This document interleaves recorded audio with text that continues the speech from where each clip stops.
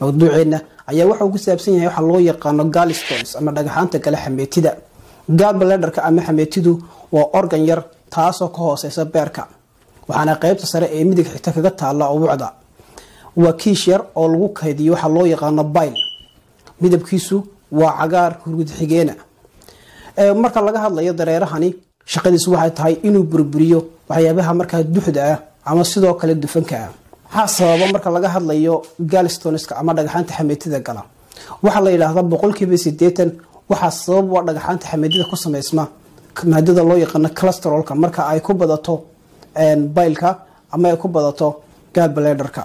20% dhagaxaanta marka xameetida gala waxay ka sameysmaan calcium salt iyo sidoo kale maadada loo yaqaan bilirubin.